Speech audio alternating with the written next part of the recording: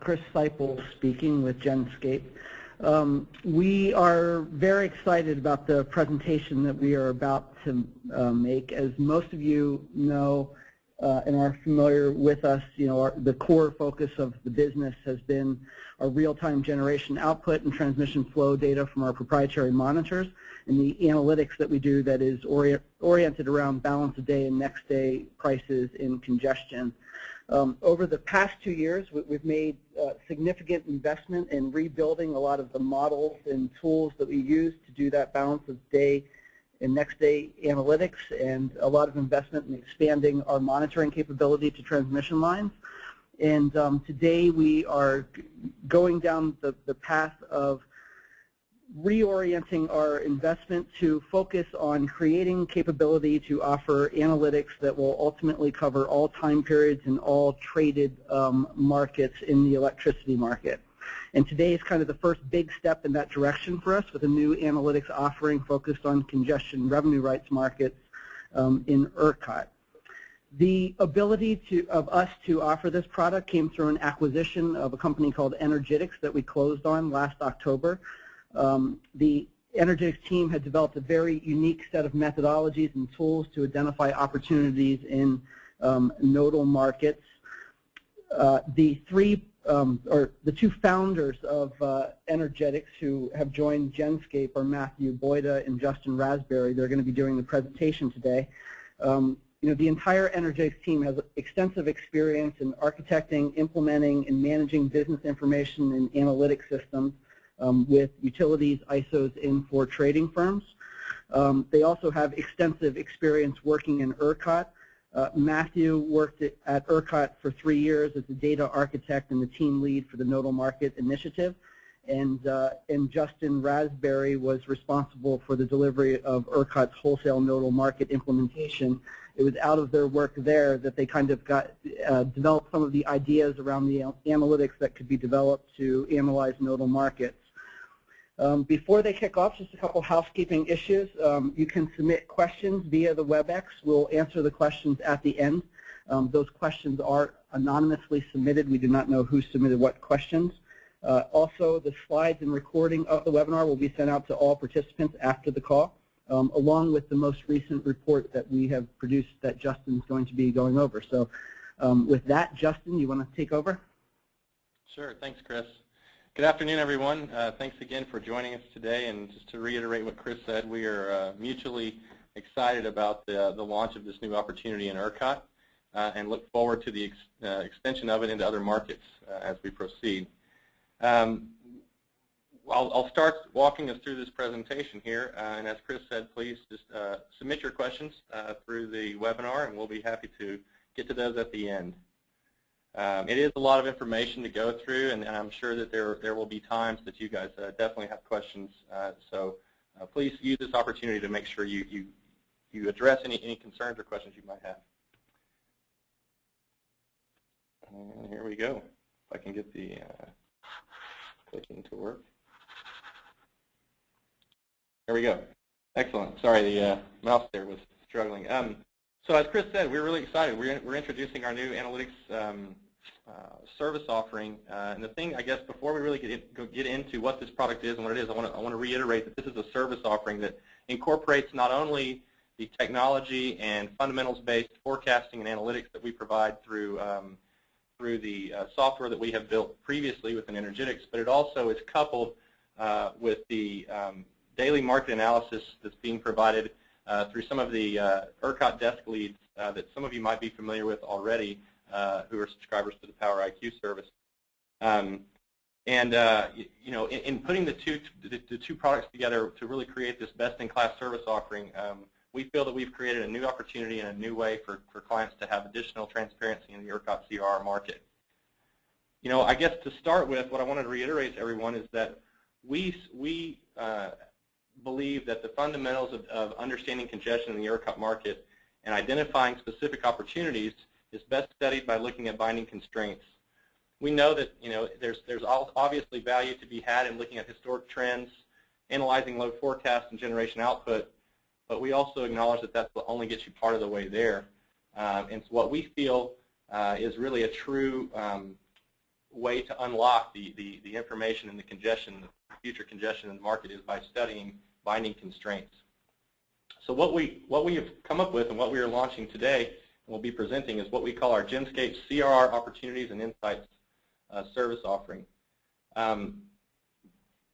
This service offering is one, I guess to start with, it is rooted and founded on the basis of leveraging network topology information coupled with hourly outage data, along with proprietary insights that Genscape provides with generation output as well as load forecasts that incorporate what their weather models and insights that they have relative to generation outages, etc.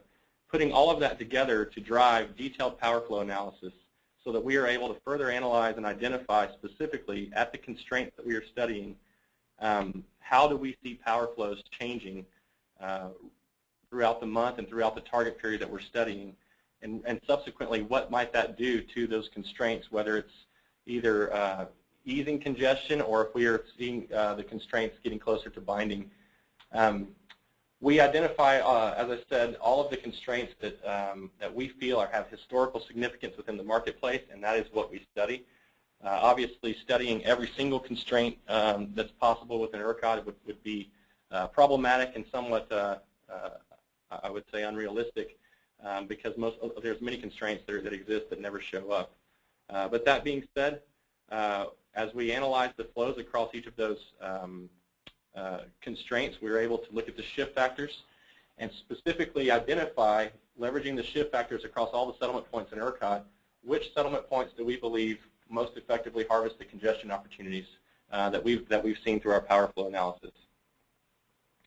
As I mentioned before, our legacy, our historical software that we had built within the energetics framework and application definitely had its benefits and provided significant insights from a topology standpoint, but coupling that with desk analysts who can help us understand market drivers, can actually help correlate some of their daily analysis that they're already doing to outages, really provides us that, I guess, extra kick, if you will, from a content basis to create the insights that you all need to help you make better informed decisions around the CRRs. As part of this service offering, to reiterate what you get out of this, there is a monthly look-ahead report which contains a significant amount of information, and we'll be walking through an example of that here shortly. But it also allows you all to have access to the market analyst within Genscape that you might already be familiar with through the Power IQ service. And I guess the last thing that I want to reiterate here on this slide as we go through this is that we know that network topology insights, and what I mean by that is network, the actual configuration of the network model creates standalone value, and that in of itself and being able to run power flows will help enrich your in-house analytics as well. As Chris mentioned earlier, we are the culmination, I guess, this service and this product that we're now offering is the culmination of the acquisition. Formerly, Energetics had spent the better part of really about 2 years, but the first year really focusing on building out the platform, constructing the back-end technologies, databases, and analytics to facilitate driving out information within trading markets. As we continue to progress and to tune and optimize that engine, we entered a beta period where we tested this inside hedge funds, and we spent our time working with those different groups individually to understand how do they look at the market, what insights might the analytics engine be able to provide them to help provide additional guidance on what attributes, if you will, of the constraints that are out there and the flows that are occurring might provide value and additional information that would help create better trading strategies. And then subsequently, upon the acquisition of Energetics by Genscape, we've continued building out that platform. But what we've really really done to truly differentiate where we were before to where we are now is we've incorporated a significant amount of proprietary insights that Genscape provides relative to generation information and data and unit output, also in support with their weather forecast, wind models, and other components. So what I wanted to show you, this is just a brief summary around how our analytics service is creating value. And this is intended to be, this is based upon hypothetical portfolios. I'll preface it by saying that. But prior to the acquisition of Energetics, by Genscape, we were actually producing above average returns on cleared credit. What we mean by cleared credit, as you'll see in the graphical display here, we actually have a bid credit component and a cleared credit component indicating what would the cost have been to bid in all of the trades as suggested by the analytics engine. And subsequently, if we had bid all of those in, how many of them would have cleared hypothetically based upon market clearing prices, and subsequently what does that then result in from a cleared credit standpoint. The congestion value column that we are presenting here is reflective of what was the actual settled value between those settlement points within the CRR option or obligation.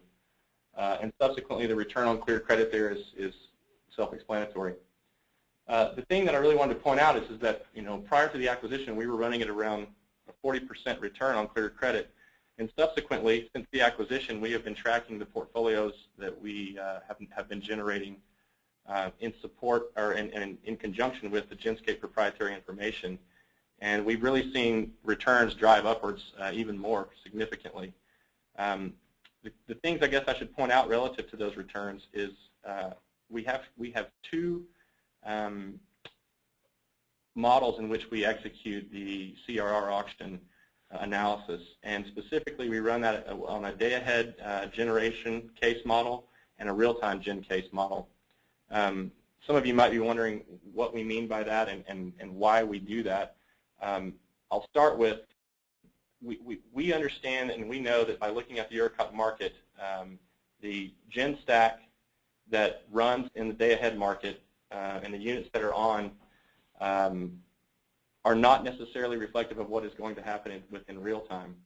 However, the CRRs are obviously cleared against the day ahead, but we felt that it is important to have a point of view on the CRR market, both from a real-time unit dispatch point of view as well as from a day-ahead market point of view. And Eric Palmer, one of our analysts, is on the line as well. He can add to that. Yep.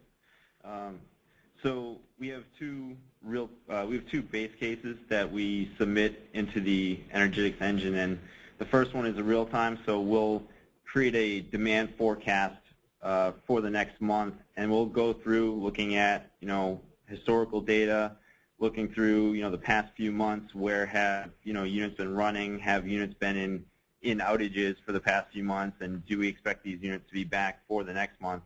So we'll do a real time generation case where we will put out a generation that would meet actual demand for that month. And we also have a dam base case, which because ERCOT is a voluntary dam, a lot of times the dam energy sold is only between 40 and 60% of real-time load. So, and there are some units that are always in the day ahead and some units that are never in the day ahead, and there's some that jump in and out, on a daily basis. So, in the case of a dam generation, we'll go through, we'll look at which units have been committing, which units are expected to be committing for the next month, and we won't bring in units in that dam generation case for the next month if they're never in there. And having units not be in the dam can drive congestion. Congestion in the real time can drive day-ahead congestion the following days, and that's really why we have both strategies, a day-ahead and a real-time generation base cases.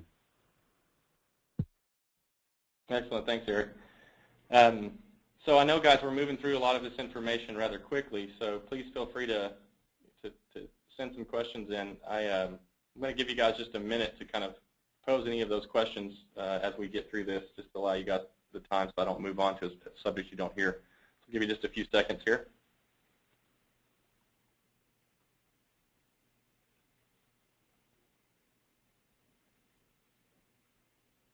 Okay, great. So what we want to do next is walk you through our methodology, and there is some things in here that will take some explanation. So we'll spend quite a bit of time on this slide. and I won't cover every bullet, but I'll be speaking in general to the methodology and how we do that. I'll first start by saying, before we even run the market analysis, we identify which constraints we feel to be significant within the market, and there's a couple of approaches by which we do that. Some algorithms that we determine of constraints that which have contributed, historically speaking, to a large portion of the congestion value generated in the CRR markets.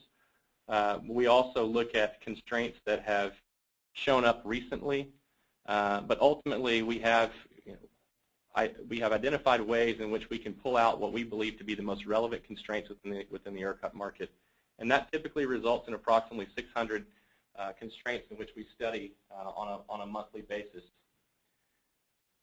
As I mentioned before, and I started this earlier when we talked about the product, one of the key things that we believe truly differentiates what we do from anything even you guys potentially might be doing in-house is we leverage the market published SIM file to create forecasted network topology models so that we can have a future view of what would a network model look like, coupled with planned outage information, to give a forward look and forecast on how the configuration of the market or of the network model will look, and subsequently giving ourselves the ability to run power flow models for each time of use within each day for the auction month. So before I leave that point, let me articulate what is a true differentiation here. For those of you who study the ERCOT market closely and you're actually leveraging the publicly available information that they provide with each monthly auction, you're probably aware that ERCOT publishes what they call the ERCOT base day model for each CRR auction. And for discussion purposes, I'll use a couple of generic dates, not to be reflective of anything as published by ERCOT. But let's assume that we are about to start the May auction. We'll run April for May, and that's going to execute here in the next couple of weeks. ERCOT will publish a base day for the month of May to be reflective of what do they think the network model would look like as configured on that day. And they publish that single day point of view each month for every CRR monthly auction. That in and of itself only gives you kind of a single day point of view of what power flows would look like throughout that entire month. What we do that truly differentiates, and I think is one of the large value props of the product, is that we actually take ERCOT's published SIM information that is created as part of the real-time operations models and create forecasted future models using that information as published by ERCOT. Which ultimately allows us to create daily models sliced up by time of use. So we actually have a model for every TOU for every day within the auction month. What that allows us to do then is it allows us to compare the forecasted power flows on each individual day within that auction month relative to the ERCOT base day. So you might be asking yourself, well, why is that important and why is that relative? Well, what we found in studying all of the flows and the constraints within the market is that single individual day that ERCOT publishes does not give you an indicative point of view of what flows will be throughout the month. So by running the forecasted flows using the models that we create, we are able to identify for each constraint, for each day, for each time of use, what is the relative difference to the actual base day that ERCOT published. So for example, I can tell you by time of use, so for peak weekday on May 1st, how does that compare to the peak hours on May 15th if that was the ERCOT base day. I can do the same thing for off-peak. I can do the same thing for every other day within the month, the weekday and weekend comparison analysis. And we were able to do that for each hour within that period. That gives us then the ability to identify which constraints will have on average throughout the month, a relative difference to that base day. And as you'll see in an example coming up, we can explain how you can be misled, or not necessarily misled, but how just comparing the base day ERCOT load flow and running load flows on that might not give you a comprehensive view of what's going to happen throughout the month. We also, in addition to that, we go ahead and do also a base day comparison month over month, which some of you might already be doing in-house, where you run an analysis of what was the prior published month's base day that ERCOT provided compared to the next month's base day, so that you can see the relative differences month over month. We actually provide that as well. So you not only get the month-to-month comparison, but you get the daily comparison by TOU to the base day throughout the month. And by doing that, we now have a point of view on flow deltas, and we can understand if those constraints were historically binding in the prior month's auction, and we see flows increasing, for example, then there's a strong probability that that constraint will continue to bind under similar market conditions. And vice versa, if we see a constraint, flows reducing significantly, it gives us insights as to which constraints might not be binding and subsequently could be good options for operations. Upon the completion of the execution of the model, or through the completion of the execution model, as I mentioned before, we identify using shift factor information which settlement points are best utilized to harvest the congestion across the constraint. And then as I point out here on these 5 bullets here, we are able to identify also what are new possible constraints that could pop up in the market that were not there historically.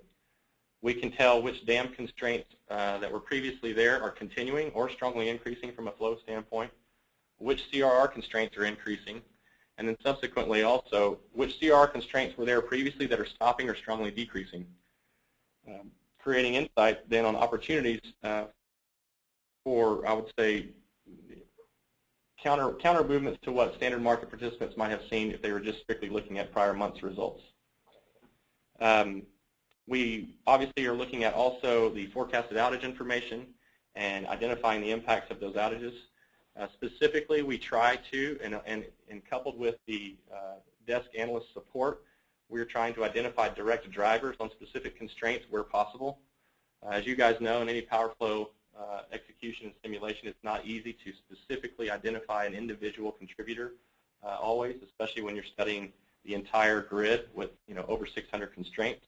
However, given the expertise and experience of the desk analysts that we have, we are able to identify potential drivers, and that is an element that's included in the report. And as I mentioned before, we also capture the best source and sink pair combinations. So that ultimately is how we run our analysis. There's also a market point of view taken on it as part of the analytics, looking at just the historical financial performance. And at this point in time would be a good time for me to actually show you guys an example. So bear with me 1 second as I bring that up.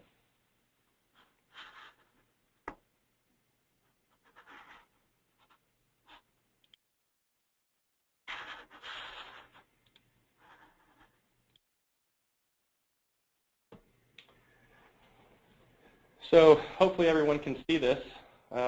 What this is this is the current month's CRR Opportunities and Insights report.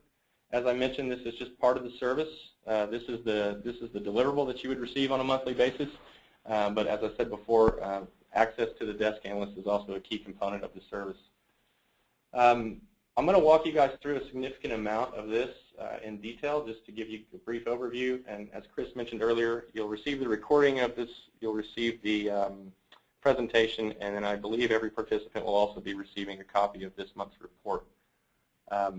What we have here is the executive summary page is what we always start with. The key point of this executive summary page is to really provide you guys a quick point of view on key market drivers for the month, as well as give you a snapshot of the actual constraints that we see as potential strong plays and opportunities throughout the month, both for obligations and options.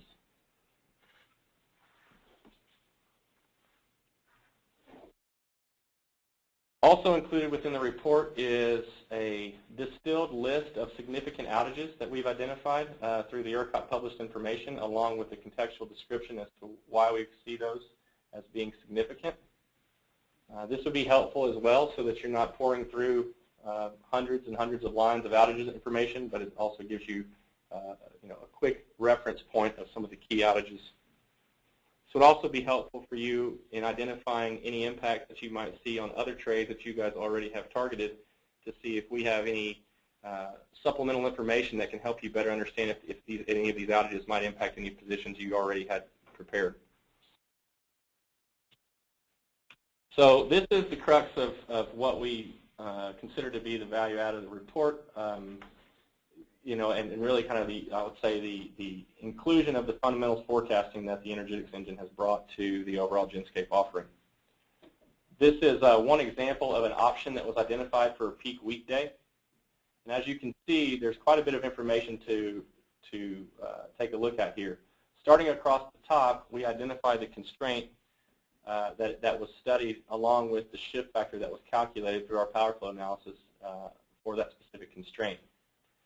As I mentioned earlier, there's multiple flow comparisons that we perform within the month. And just to reiterate, we do a daily flow comparison throughout the auction month relative to the ERCOT outage day that they publish. But we also do something similar to what many of you might be doing who are running fundamentals analysis. We also compare the month to month as published by ERCOT. So this very first box here in the flow analysis section is called the monthly auction outage day comparison. And what that demonstrates to us is that for this specific constraint, for the TOU as specified above, we see flows decreasing across this constraint by over 9% when comparing ERCOT's published April base day to ERCOT's published March base day. Now that's important and that's interesting because if you actually look at the percentages on the average daily flow comparison, you see that throughout the month, flows are actually increasing relative to ERCOT's base day on average 17%. So when comparing May 1st to May 15th, May 2nd to May 15th, etc., you actually have a 17% average flow delta. I'll zoom this in a little bit here, maybe make that a little bit more legible for everyone. Additionally, we also note that there's one single day that actually has a 22% increase relative to the ERCOT published base day. Also included in the flow analysis is our computation on wind sensitivity relative to that specific constraint.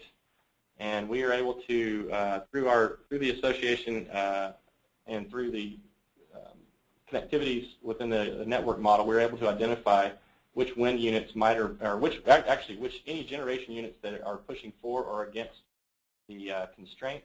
And specifically, if this constraint has any wind sensitivity, we are trying to identify that as well. We're also presenting the top 3 gen flow and gen counterflow units, along with, as you'll see in the right-hand column, the actual dispatch assumption that we had for each for those units within the model. In the middle section here is where we have the strong path opportunity, and this is where we identify through shift factors a source and sink pair. It does not mean that that's the only source and sink pair that you can trade. What we're trying to show you is that based on our models, these are 2 probable pairs that would be helpful when analyzing this constraint.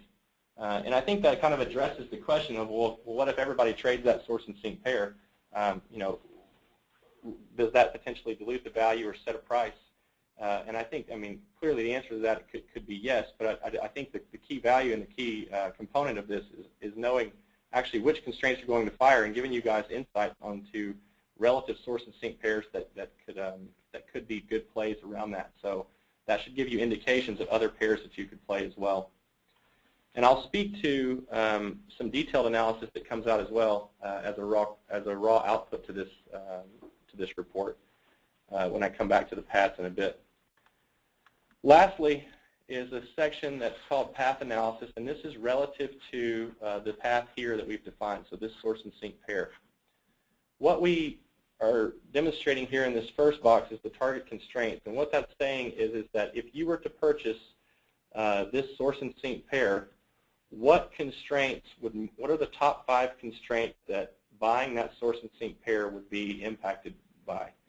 So, in essence, if you were injecting 1 megawatt at source and withdrawing 1 megawatt at sink, what are the top 5 constraints, looking at it through shift factors, that pair is actually going to be have an impact on? We also include a historical day-ahead obligation spread analysis and a historical option spread analysis, actual value of that source and sink pair, both as an option and as an obligation.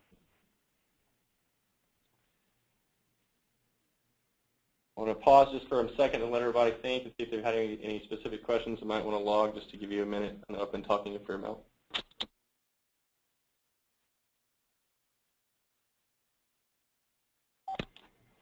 Okay, I'm going to show one more example here. Here is another example of an option for peak weekday, and the only thing I guess I wanted to point out as a different element to this is, as I mentioned before, we, using our analytics and insights, as well as the desk analyst opinion and information, we try to identify significant drivers. As you saw in the prior one, this potential driver column was not filled out, whereas with this specific constraint, we were able to identify a potential driver and correlate it with a specific outage.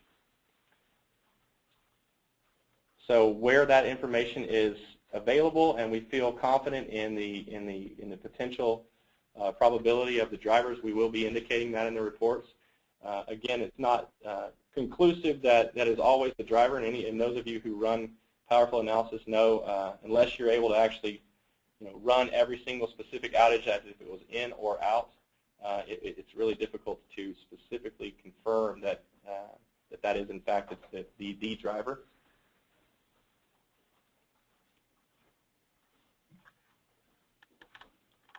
Okay, so I won't continue through every single one of these, but I guess the thing I wanted to point out is that if you pay attention to the top left here, we indicate at least 3 options for each TOU and 3 obligations for each TOU. So that is, and they are differentiated here at the top. You can always tell when you're moving from a different time of use, moving from options to obligations. As you can see here, we moved from peak weekday to peak weekend. So I'm going to continue.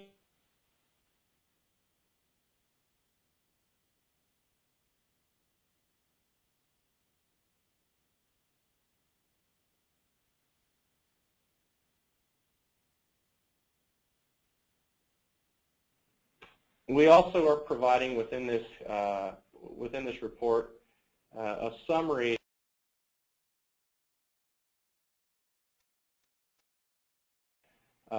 obviously, the key things here that we are discussing is any departures from normal relative to temperature and precipitation.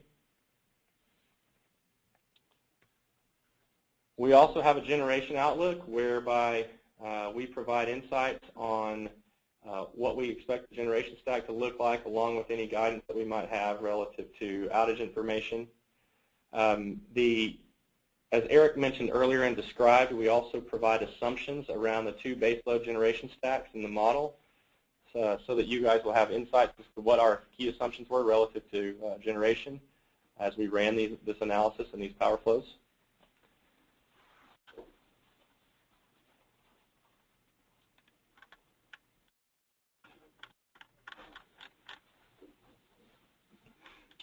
We also have a write-up around the nuclear generation as well as the wind generation, and you can see it relative to the forecast for the wind output by region.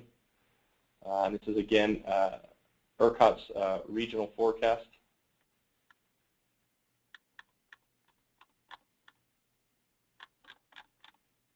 We also provide in the report a top gainers and losers point of view, and this is based upon historical awards. And it's also only reflective of congestion value based upon the awarded CRRs. Obviously, we didn't specifically identify it as P&L because there's other components of P&L, obviously, that each of you undertake, and settlement aspects of transactions that we can't capture, but we are at least at a minimum able to capture based on the awards what was the congestion value generated. and we are indicating the top 10 gainers and top 10 losers relative to that. We also provide a historical financial analysis for all of the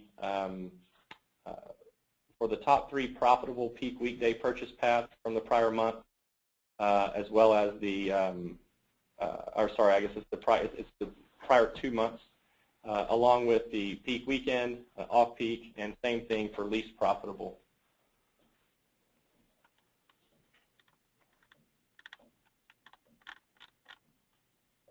We also provide the same information for the obligations.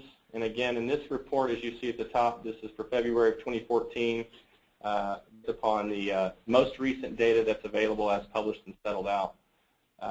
So the report will always contain what is the most recent information. Obviously, when we're running in March, we have all February settled data, so we can compare that. But when running in March for April, you don't have all of March data settled out yet. So that would be contained in the subsequent report.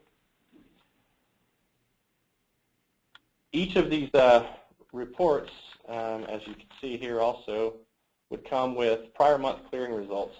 And we realize a lot of this information can be made available through other sources that you might have by leveraging some of the published information. But one reason we included all of it here is because we wanted to couple the fundamentals-based analytics engines output along with analyst points of view, as well as with some of the referential data that many of you might already have access to, into one single point of view, one single shot, one kind of a one-stop summary, if you will, of the market to help you guys prepare as you get ready to lead into the upcoming auction. And I believe this brings us to our last one, which also shows prior month clearing results. And this specific graph is indicating which paths cleared with the most volume, and subsequently who cleared the most volume from a market participant standpoint. This report is something that we would make available prior to the bid window opening. Obviously, it's not going to be a set date each month because the bid window fluctuates, but our expectation is that we would deliver it up to 3 days before the bid window opens. However, depending upon the month and depending upon any outage information that might be coming in later, there can be some fluctuation in there. But ultimately, our goal would be to have it delivered in time for you to make some decisions and assessments so that you could actually still meet the credit lock of ERCOT should you want to take positions off of any of this information.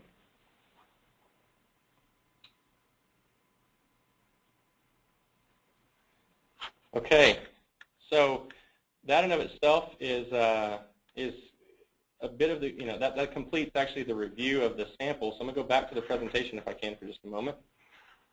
And I want to reiterate again, as we go back through this, we were talking about methodology and we were talking about what the report is and how it's created. Just want to, again, reiterate some of the key data sources and assumptions is obviously the transmission network model from the ERCOT SIM and our ability to create forecasted PSSE models for the future months out in the, relative to the auction month. Obviously, we're taking in transmission outage information. We're leveraging forecasted generation information using some proprietary Genscape insights, as well as forecasted load, leveraging analyst input and Genscape information. And those are, I guess these last two are things that I would like to point out are key differentiations from where we were before as Energetics to now as we have an fully integrated product within the Genscape enterprise. And again, this slide is provided, and I guess the key thing that I tried to articulate earlier, and I want to make sure I reiterate again with you guys, is how are we able to get a forecasted view on the auction month from a network topology standpoint? This is similar to a slide some of you might be aware of, and you could actually look at the ERCOT market published information to see when these actual dates would be. But this is meant to be kind of reflective of, I would say, a typical timeline within the ERCOT market of when market data is available. For those of you who are intimately familiar with network modeling, you know that ERCOT actually receives all of the network operations model change requests 90 days prior to that network operations real-time model taking effect. and they actually process those change requests and subsequently publish within the model publish month 4 weekly models for approximately 45 to 75 days out here. So in this case, this is also indicative of the auction month. Auction month being, the auction is actually opened. For example, the upcoming auction is going to be opened for the auction execution month of April, and that would actually be for auction month May. And in this case, as I mentioned here, ERCOT is also roughly about 10 days prior to the ERCOT CRR auction bid window opening. You can see they're also publishing this individual CRR model. That is the thing I wanted to point out. That gives participants only roughly 10 to 12 days to actually process the ERCOT published CRR model to get a point of view on what power flows might look like within this auction month here.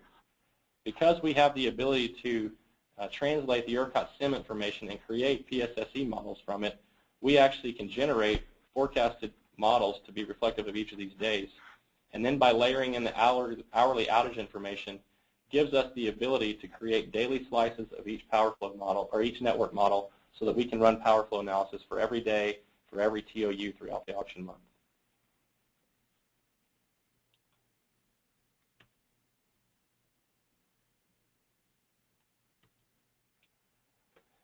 So the reason I wanted to show you guys that is because there's another component to the engine or to the service offering that can be purchased as a bolt-on service. So in addition to the report that I just walked you guys through, obviously there's a lot of other data that is generated through our analytics engine and through the service that our analysts are providing. As a bolt-on option, and as you guys can probably conclude, if we are studying over 600 constraints within the market, and we're only actually identifying for you guys one constraint per TOU per option and obligation, there's a significant amount of other information that's available to you that could be helpful and insightful to trades or positions that you might be looking to take or that you might be looking for target opportunities to play. And so as part of our bolt-on service, participants will be able to actually purchase the raw engine output as well, which contains, and I have an excerpt here, a comprehensive list of typically anywhere from 500 to 1,000 analyzed trades, bid pairs, both determined between option and obligation and TOU. To give you guys points of view of what did the analytics engine actually create throughout this analysis period. Not all of these trades are analyst assessed. This is purely analytical engine output. However, there are elements within here that will allow you to perform your own analytics and potentially drive trade strategies off of the raw data. And I'll just point out, the thing that you saw earlier in our presentation is that we actually analyze a lot around flow deltas. We have that information calculated and provided within the raw data, so you can actually go in and analyze for yourself specific constraints and what did our models show as flows increasing or decreasing specifically across that constraint. Again, folks might be asking, well, if you're picking pairs, does that dilute the value if everybody trades it? And I would argue that the significant value add by gathering this data is, one, it's going to give participants who need insights on particular plays. Two, it's going to give you the flow information that you need across the constraint, but it also shows other things within the report. You can see the top 5 constraints and impacts the source and sink pair. So there are things that clients can do with this information as well. You can query this data set to look if there's any constraints, for example, on any plays that you might have already within your portfolio. You can actually find target plays that you want in here, but modify the source and sink pair relative to what you think might be a beneficial way to capture the congestion. So we are also selling the output as part of the package. And one thing I want to point out here is that this is a significant amount of data. There's roughly 107 columns of information for each trade, and so what you see here is just a slice and an excerpt from that. But what you would receive as part of the product would be an actual the Microsoft Excel spreadsheet that contains all columns for every single trade that has been analyzed. And I call it trades. Obviously, we start by analyzing the constraints, and from the constraints, we actually go and select through shift factors the appropriate source and sink pair. But there's other, so that's why we call it a trade. But ultimately, it starts with analyzing the constraints.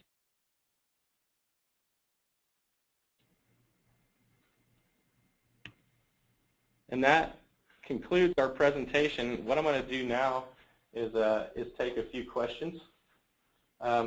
One question we received, and again, we won't get to all questions, and so if there are additional questions or questions you have asked that we do not address here, someone will follow up with a response to your question. So one of the first questions that comes up, again, I think I mentioned this, but I want to make sure, is when are the reports available? Those reports will be available monthly prior to the CRR auction bid window opening. Ideally, we would like to have it out prior to the credit lock date so that if it does inform any additional decisions, you all could make adjustments to your credit within the ERCOT, to the allocation of credit within ERCOT. So our expectation, I would say, is 2 to 3 days prior to the bid window opening, but I think all of that will be fluctuating depending upon outage information coming in. Obviously, we want to get the latest and greatest outage data as we possibly can prior to distributing the information. We also received a question around, are the new constraints a part of the approximate 600 constraints that we have studied? And the answer to that question is yes. When we study constraints, we have a couple of ways in which we identify which constraints are relevant. And we start by identifying any constraints that have been relevant within since market open, and subsequently have any of those constraints showed up in a recent time period. So I would say if a constraint has never shown up in the market, it would not be identified in our analytics because we don't see that as something that has contributed significantly to the congestion value, historically speaking, in the market. That being said, if it has shown up back in December of 2010 and hasn't shown up since, there's still a probability that that constraint will be studied. So there's a comprehensive selection algorithm that goes through, but in essence, we are studying everything that we perceive to be relative to the market. The reason we would call it new in this example would be it hasn't shown up recently within the time frame that the analytics engine is analyzing. Again, I wanted to remind everyone that we will be sending out that sample report that I just walked you all through to all participants afterwards. And again, if you have questions off of that too, please feel free to email myself or Matthew, and we'll be happy to ensure that we can get responses to your questions.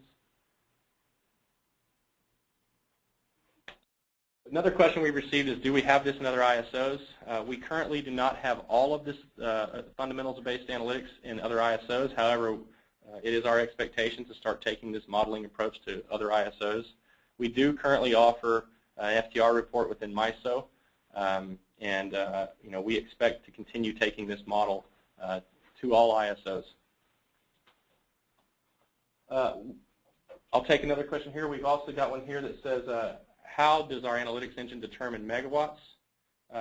We identify megawatts using a flat line percentage relative to the rating on the equipment. So that is currently set at 5% of the rating.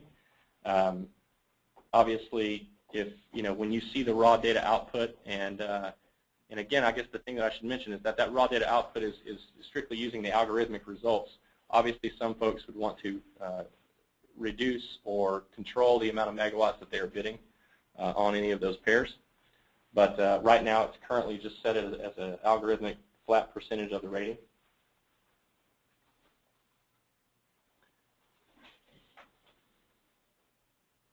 Okay, I think, let's see, we've got another question here. Will there be a product for DAM PTP?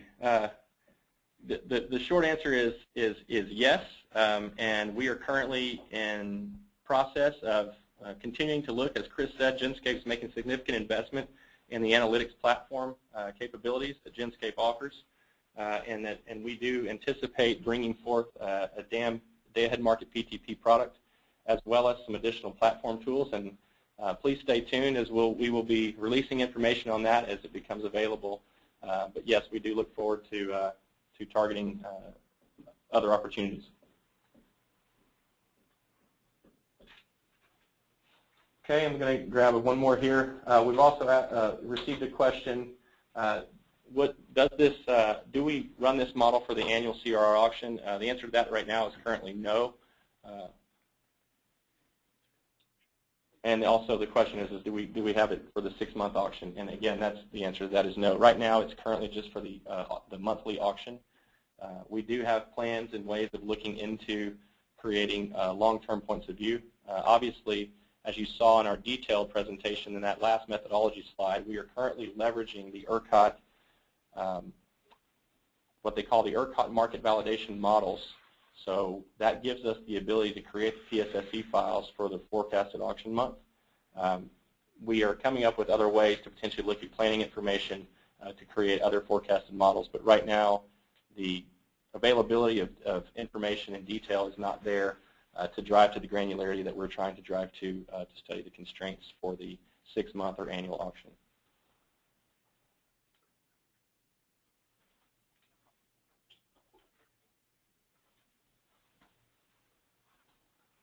Okay, I'm just going to take another moment here just to check any other questions coming in.